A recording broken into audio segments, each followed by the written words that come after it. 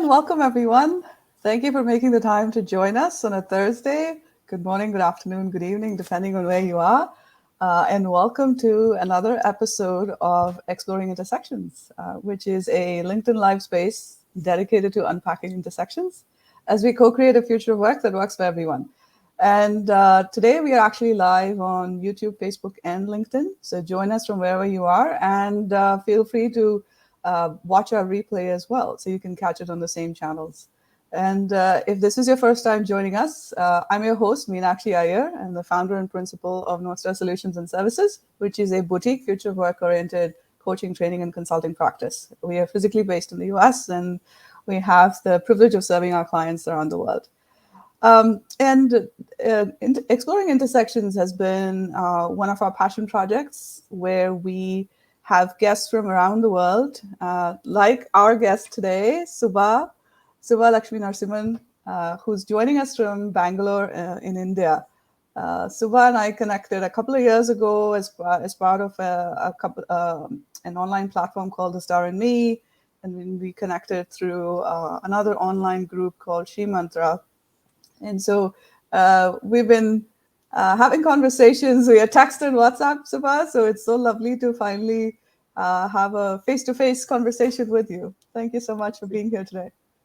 Absolutely, Meenakshi. I mean, it's really a pleasure and honor to be here.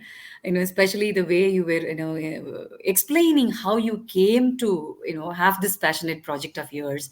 This intersection, right? That's a beautiful word to, be there in that space, yeah, Yeah, and then yeah. reflect on. There are so many things coming up. Beautiful to, be a part of this, and thank you so much for inviting me. Truly. Absolutely, absolutely. And yes, I do want to share a little bit about how I came about exploring intersections. And you're absolutely right. I think as part of my own lived experience, I have found myself at intersections quite often, both in terms of my own identity and in terms of my work experience, in terms of my overall lived experience. And I find that intersections are such unique spaces that allow us the opportunity to develop a sense of empathy and understanding. And it's to me, intersections are the home of diverse perspectives. So I really enjoy having these conversations, especially with folks like you. Uh, yeah, so a little bit about Suba before we get into our conversation for today. So Suba is a leadership and executive coach. She's an ICF certified coach. She's also an ICF certified workplace conflict management coach, and she's a founder director of SLN Brand Studio. She is a speaker, mentor, a guide advisor, in addition to being a professional coach. She's an award-winning entrepreneur, and some of her notable achievements are the Her Rising Award from Jobs for Her and Digital Women Award from uh, She People TV in 2019. And Suba has a multifaceted personality, and apart from doing all her people development work, she's also passionate about Kathak and badminton. And she's an ardent traveler, having lived and traveled to many countries in the world. What a pleasure to have you today, Subha, with us. Thank you so much. And I'm really excited to dive into today's intersection, which Sure. is vulnerability and resilience. Absolutely. Um, and thank you so much for picking this as your intersection that you want to dig deeper into that. So I'd like to actually kick us off by asking you what um, what's your take on this intersection, and why did you choose to talk about this today? Definitely, Meenakshi. See, as I was listening to you, talking about my journey, right, as a part of this introduction, there are many moments, yeah, the vulnerable moments, deeply, kind of hit moments, right? And then there are up moments where I could, kind of realize I am in the resilient mode, right? Mm, So, what has helped me to move from that vulnerability to resilient mode is certain intersections, right? And then, especially these two are, as you know and I know, these two are the two sides of a coin, sort of, right? mm, And this has been a part of my, be it a workshop, or one-on-one coaching sessions, or some training that I'm conducting, whoever be the audience, right, these two will be a part of my sessions. So kind of, very close to my heart.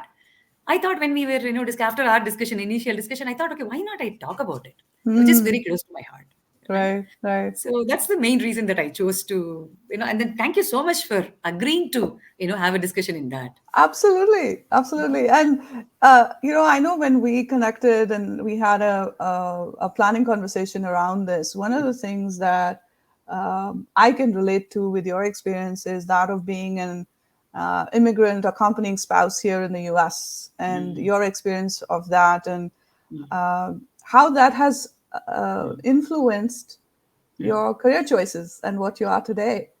Yep. And I feel like that's another reflection of you being at this intersection as well.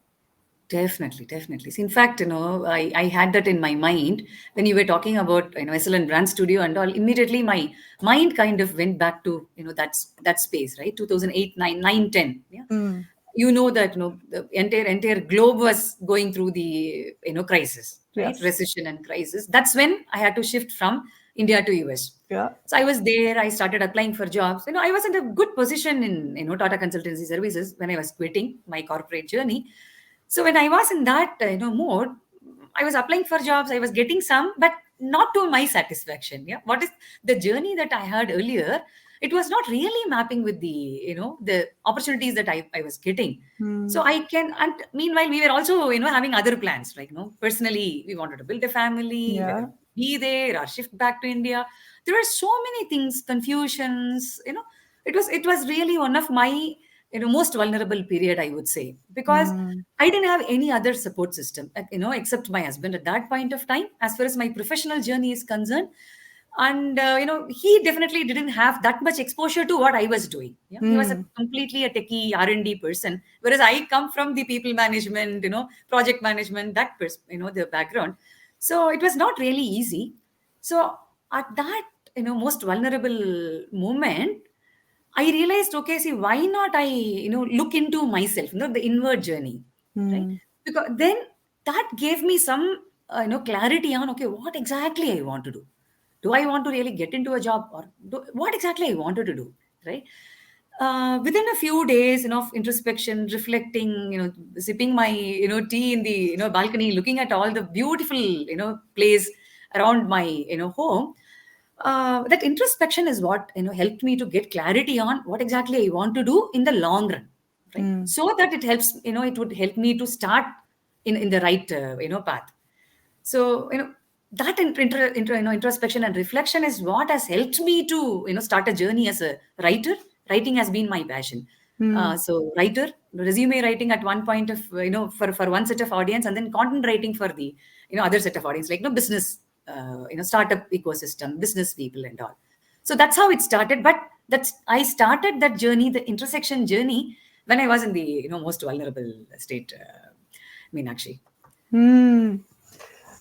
That's wonderful to hear and very insightful. And I moved to the US under fairly similar circumstances as an accompanying spouse, and I moved here in 2008. And I know exactly what you're talking about, those Yes. times.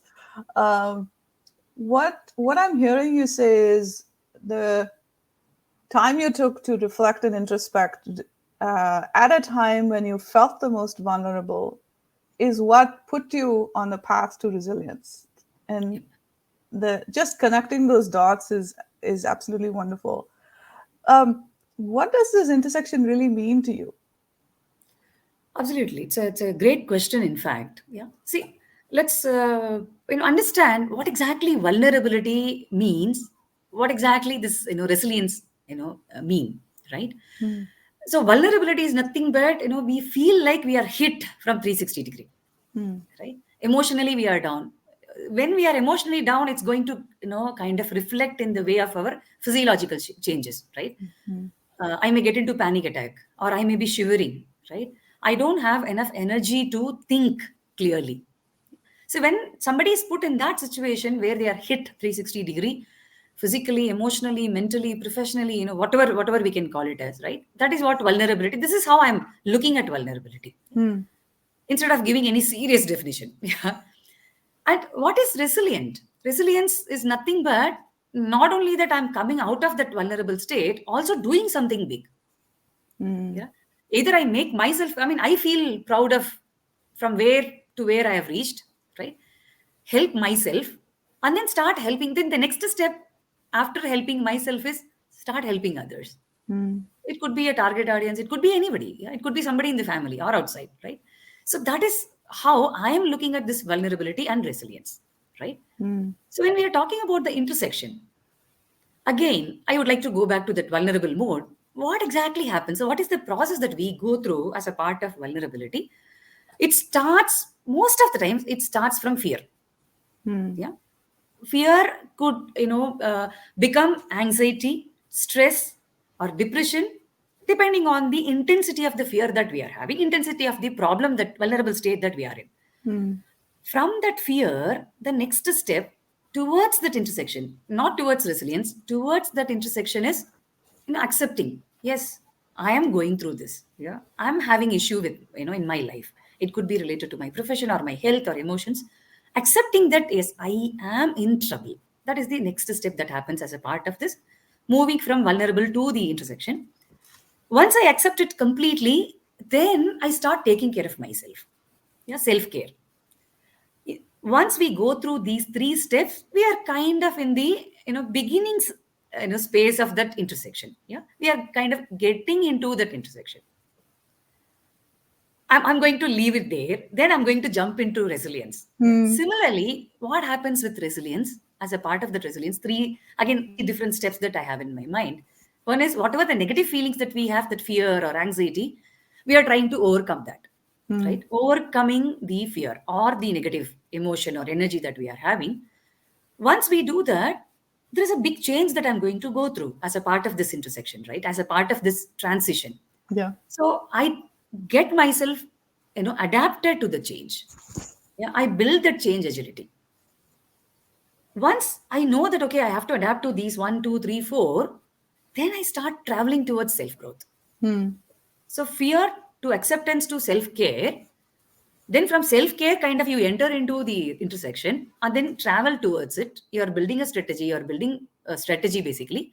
Then once you reach that resilient state, it's kind of overcoming that fear, overcoming the negative atmosphere or the energy, then moving on to that adaptability, change agility. Then the third is going to be self growth. In that self growth path, I am completely resilient. Yeah. Mm. So that intersection is nothing but creating a strategy to shift from that vulnerable state to the resilient state. This is how Mm. I am looking at it, Meenakshi. Yeah, yeah. And thank you for sharing that. And such a sort of what I'm seeing is this unique blend of structure and flow, right? So you have these stage gates, if you will, and then there's a sense of flow. And I also think that it's only human to shift back and forth between these stages. Absolutely. Yeah. Um, this really reminds me of the Kubler-Ross grief cycle. Mm. It's very similar to that. That's what came up for me.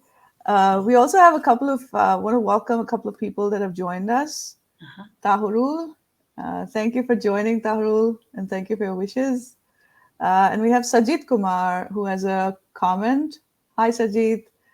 Sajit is joining us from Canada. So he says, being real and common nowadays is a challenge. Constantly trying to be a personality who you are not will definitely take a toll. The current challenges of future work can do away with additional burden. Vulnerability has no gender or age bias. That's deep, Sajid. Yep, What yep. do you say? How do you respond to that?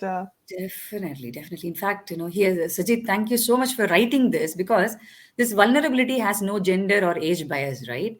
This is really powerful. Yeah, he has really, really delved deeper. Yeah, thank you so much for sharing this with us. Yes, of course.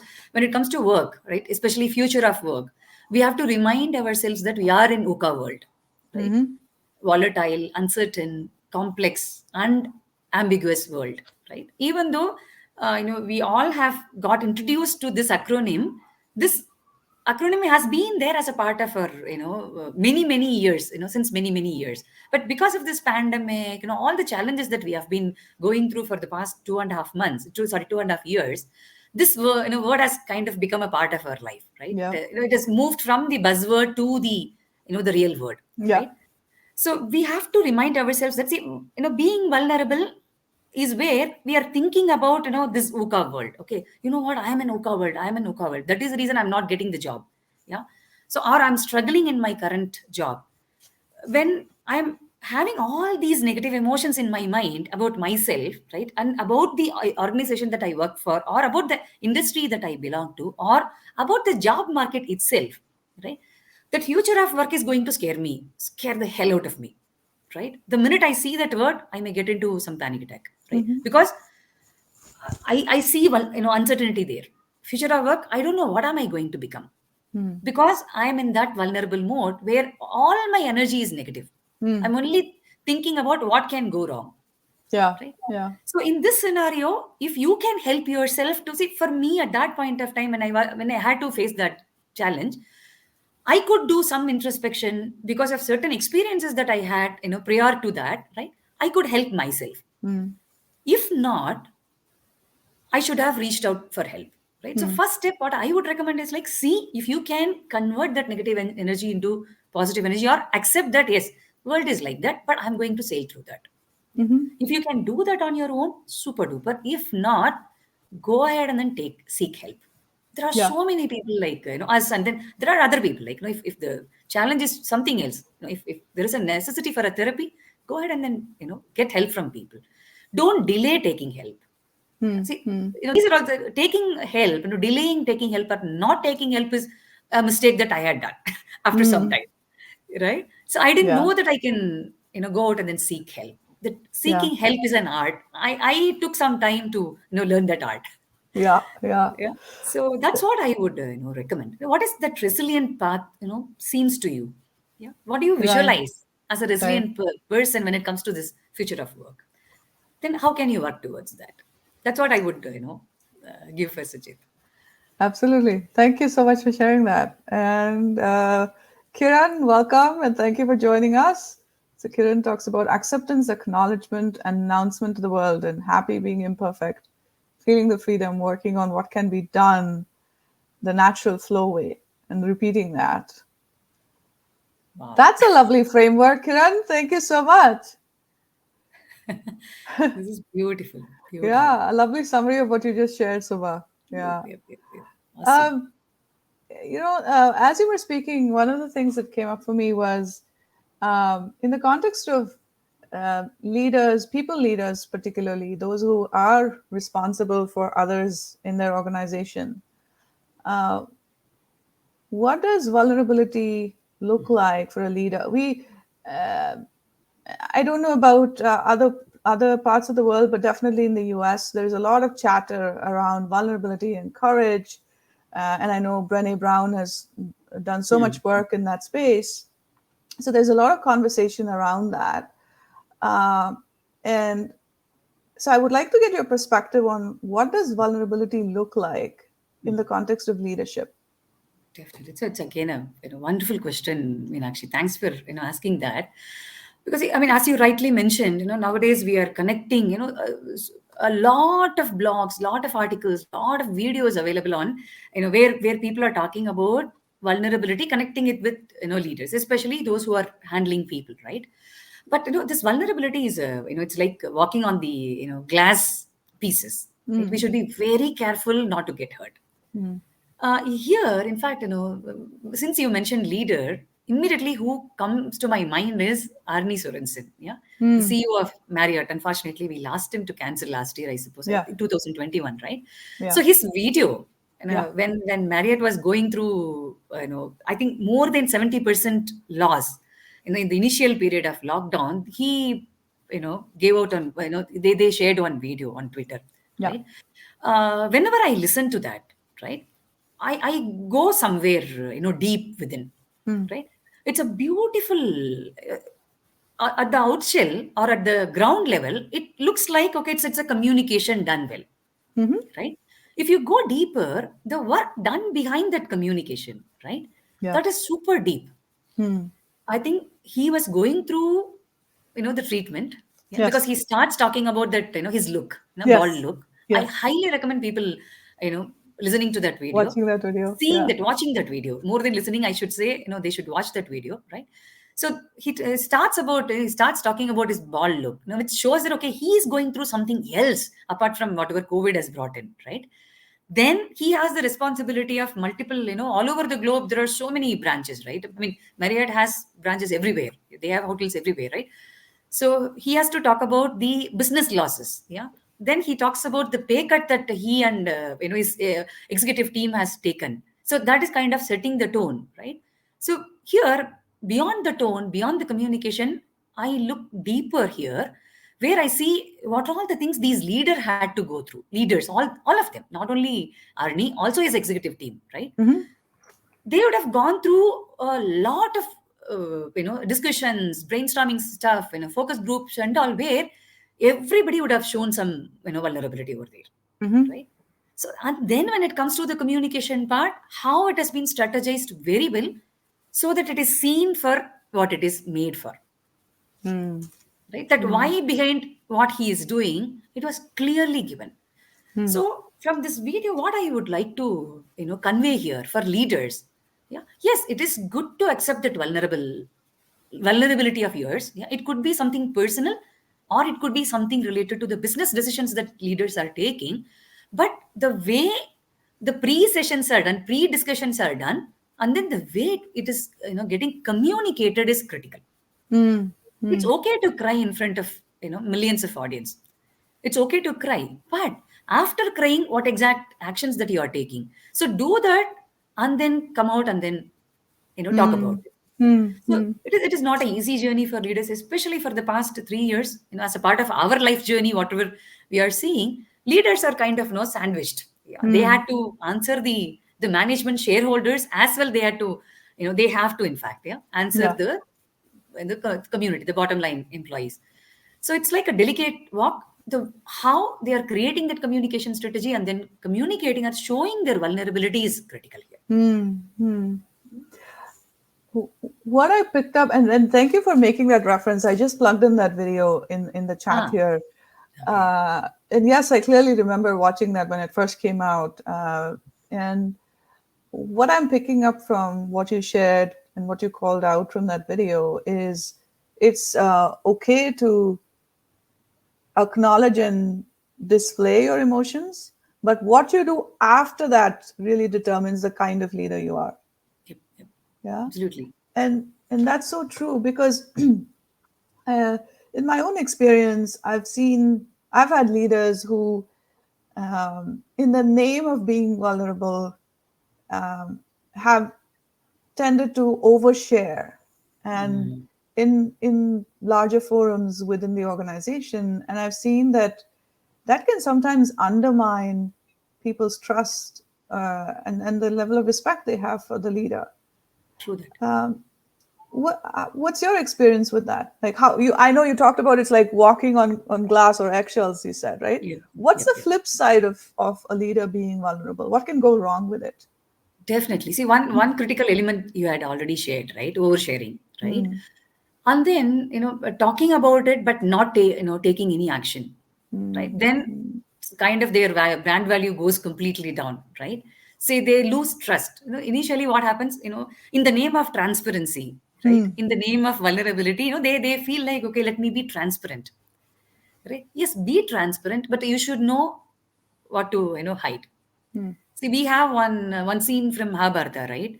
Uh, to tackle one scenario, somebody shouts out that Ashwatthama, is gone, right? But Ashwatthama is the name of somebody's son, as well as Ashwatthama is the name of the elephant, if I'm not Yeah. wrong, right? Yeah. Yeah. So by hearing that, the other person loses his control, and then it goes the other way. See, likewise, it should not be like we are manipulating something, Hmm. right?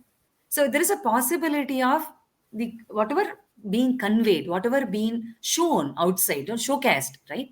That should be done properly. If not, it's going to spoil the trust that they would have spent long years to build, right? Hmm. Hmm. Once the trust goes, automatically it spoils the accountability, the individual accountability that each one of them in the team, they may have already showcased, right? Because they know that, okay, so this person is going to come and cry but go back and do nothing. Hmm. That is the perception being created there.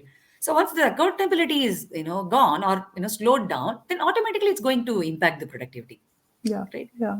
And it's like, then it going to, it could be, if it is a client facing organization, then clients are going to feel the energy. See, Yeah. everything is a collective energy, right? True. Whatever we do, when we say team and then engagement, employee engagement and all, it's nothing but we trying to create some collective energy out of which we can reap something, right? When the source of collective energy is going this way or that way, it's going to create an impact in that collective energy, then the outcome will be completely negative, right? Hmm. So it can definitely damage. It's not only the perspective about that leader, it can create a huge damage to the entire organization. Hmm. Yeah. And I love the Mahabharata reference, and I'll add that link later on Yeah. for folks that are not familiar with Yes. Mahabharata. Is one of our great Indian epics.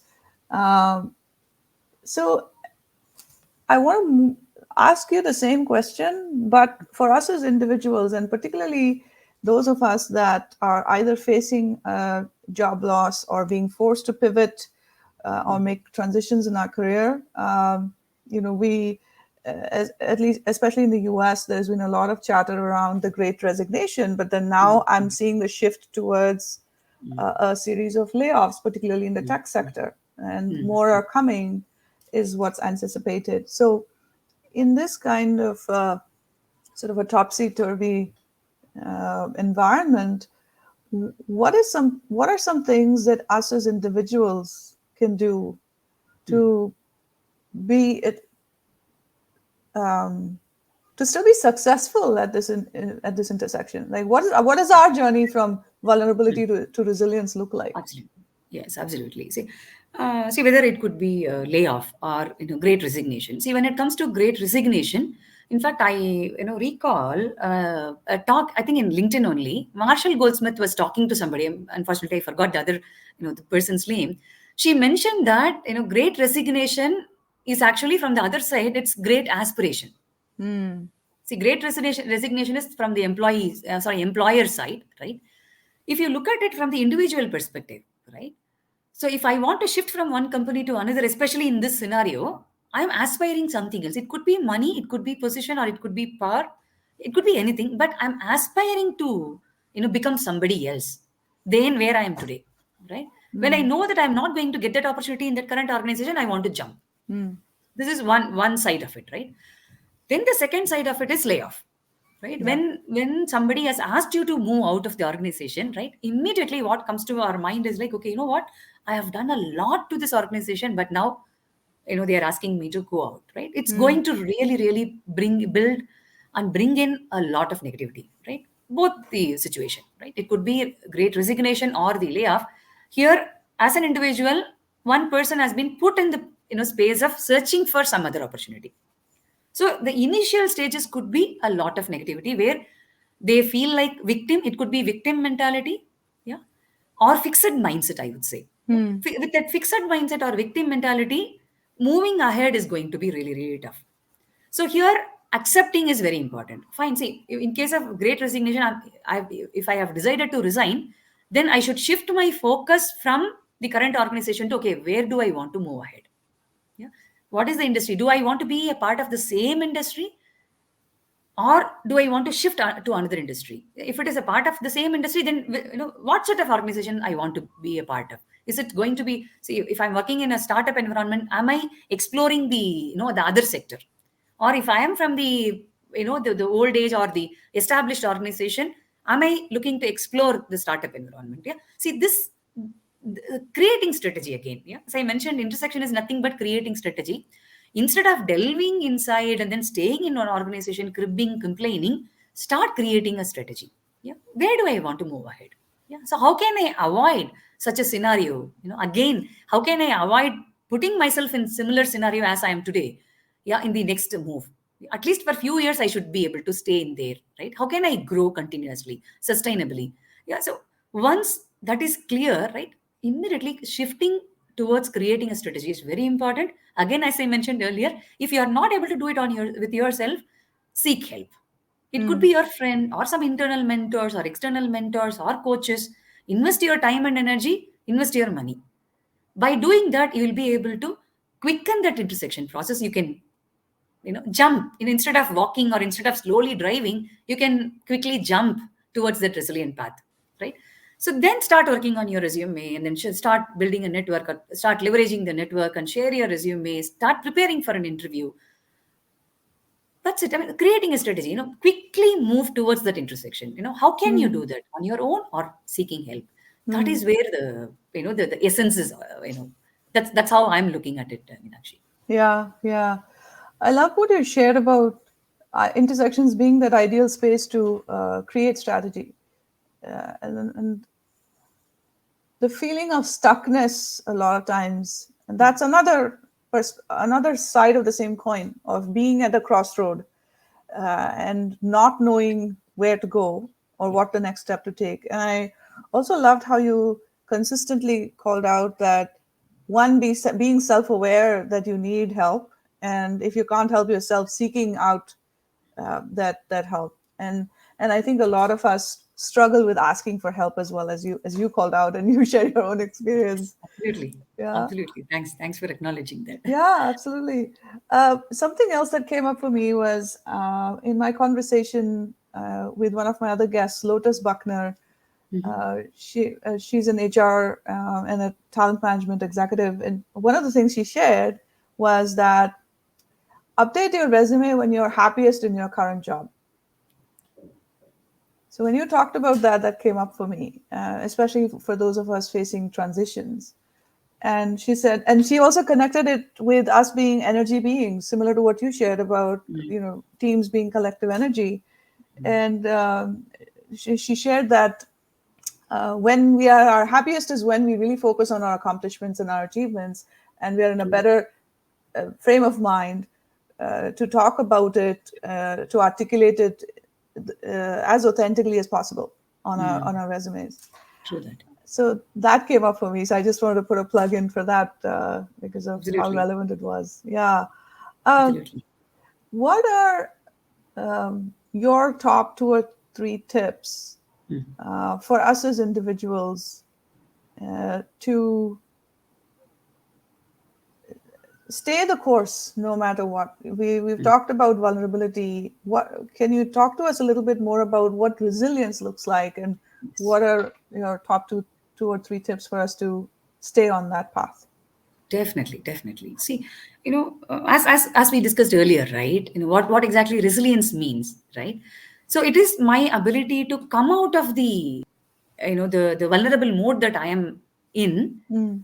That is the first step, right? My ability to come out of it. I heal myself. So I start looking towards growing myself, right? Once I achieve something, then I start looking towards helping others. So this is how the journey goes, right? So here, first step, what I would, I'm a little, process oriented person, actually. Yeah. So I need to have some clarity in the, steps that I take. So first thing is, you know, finding the reason behind, or, finding the answer to the why behind what. That is very, very important. Yeah. So what is the higher purpose that I'm keeping for myself? That is something that helped me when I was, in the transition, when I was in the US, when I was transitioning from after quitting that to becoming something on my own, right? So at that point of time, couple of questions that I asked myself, I would like to share here, right? Hmm. So whatever I decide to start today, what exactly am I going to do with that? Yeah. So I had two different answers. One is like, probably after 5 or 6 years, I may look towards joining back the corporate world where I left, or I should be able to grow consistently. I didn't know who I am going to become, like, in the futuristic Suba. I didn't know. Yeah, I Mm. didn't have any plans. So one clarity I had is like, okay, whatever I'm doing today, it should help me to sustainably grow. To grow, to have that path, the sustainable growth path, what are the things that I should have? I should create an ecosystem around me. Yeah. When I say the ecosystem, it could be people, or it could be my ability to continuously study something, upskill myself, right? And then take care of my emotional health. My emotional health is completely relying on my family health, right? So how can I balance all these? Then what I decided is like, okay, initially I will be only looking at the balance. Yeah. So I was focusing more on my continuous studies, slowly upping my services, one on top of another. Mm. I didn't have any financial goal at that point of time. You would be, this is something that I should share. Yeah. After when I started off as a content writer and a resume writer, my first earning was $2. Okay, December 17th, I think 2009, if I'm not wrong. Yeah, December 17th. $2 came to my PayPal account. That was my most, what can I say, satisfying, moment, I would say. Yeah. So how can I grow this $2 to 20, 200, 2000 was there in my mind, but I was not really bothered about those dollars at that point of time. See, nowadays I feel like maybe I should have bothered, but anyway, that's what helped me at that point of time to, be there in that space. Right? So I was focusing more on that. So here, what am I trying to tell here is have clarity on what exactly you want to become. Yeah. The resilient you, what is the, how does it look like for you? That's where the first step should be. Yeah. And what is the higher purpose behind that resilient you? Mm. Get clarity. That should be the second step. Mm. Then start working towards, okay, where am I today? Start understanding, observing my energy. See, again and again, energy is what is ruling us, right? So what is my energy? And then label that energy. Mm. Fourth step should be labeling that energy. Is it fear? Then what is the equivalent emotion or the energy when I am in that resilient mode? If it is anxiety, then what is it? So once I label it, I'll know the intensity of the negativity that I'm having at that Mm. moment, in Mm. that vulnerable state. Then I'll start taking steps towards converting that negative energy into a positive energy. That Mm. should be the fifth step, I would say. Then comes the other ecosystem. If I'm looking for a job, then resume building, building a network. All these strategy part of it comes once I understand the energy that I am having, and then how I want it to be converted or Mm. transformed. Mm. Then it's like, the resilience becomes the byproduct. We don't have to really, really sweat on it unless, once we have clarity on all these. That's Mm. what I would say, Meenakshi. How beautifully said. And I love it. I love Thank the you. call out you made for all the inner work that needs Mm. to happen before you even start creating a strategy. Yeah. We have a comment here. Hi, Selvi. Name it to tame it, as they say. Yep. Absolutely, yeah. And Super. that also reminded me of Professor Susan David's work on emotional agility, and Mm. where she talks about um, emotions being data, not directive, Yep. right? So, and naming it is one way of acknowledging it, and then also being able to figure out where you want to go next from there. Thank you for sharing all this, all your wisdom and insight so generously, Subha. So, as Thanks. we begin to wrap up this conversation, Sure. what are your parting thoughts about this intersection? Wow, this is like a beautiful, beautiful experience for me, Meenakshi. I would say I should be a part of it as often as possible. That would be my request. You're talking Absolutely. about different intersections. Yes, of course, I have been, listening to all your, earlier episodes as well, yeah, with Priya Uh-huh. and, with everyone. Yeah. So it's a beautiful journey that you have started, through which we all are gaining a lot, right? Hmm. It's like, okay, today I got an opportunity to share, yeah, from my experience and expertise. But if I look back, there is a lot for me to learn. Yeah. So Hmm. it's like a two-way, that intersection, we have made it as a two-way, journey. Yeah. Yeah. So I know that, okay, if I feel, like, okay, I'm in vulnerable state in any point of, in my life, I know that I have something to look, I just have to replay this video. So that, okay, fine. You know what? Once you had given these thoughts to somebody, have you forgotten that? Yeah. Right? So it's like a beautiful platform that you have created for each one of us. Like, and this is not only for one particular segment, right?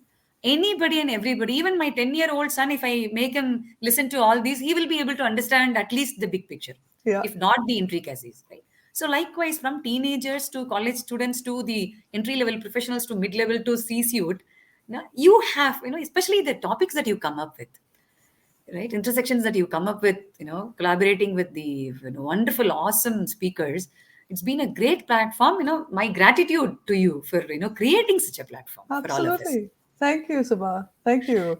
Thank you. I so appreciate that, and and I think the guests as they come in and the intersections that they choose to talk about, like you did with this one, I think that's what makes it so enriching. And I take away personally so much from each of these conversations, and it's such a privilege to be doing this live, sitting across from or beside you, depending on where we are on the pixels on the screen. Absolutely, absolutely. Yeah. And then making it organic, right? Yes. Yes. So that's something that I like to tell a lot. That is something I think I should call it out, right? It's not like we are having a script and then we are talking about it. Making it organic is helping, I think, the speakers as well to Hmm. delve deeper, Yeah. right? Yeah. I I don't know appreciate this. if you had given me any questions earlier, right? I don't know how. Maybe I would be quoting something from somewhere, not really, expressing it from my own experience and from my own, expressions. Yeah. So thanks for creating, that space, that organic space. That is something that I must appreciate here, acknowledge and appreciate here. Thank you. Thank you so much, Sabah. Thank And you. thank you, everyone who joined us live. And for those who will be watching the recording, thank you so much for taking time to be here with us. And until next time, take care and be well. Thanks, everyone. Bye. Bye bye. Thank you so much, Meenakshi, and everyone here. Thank Absolutely. you. Thanks.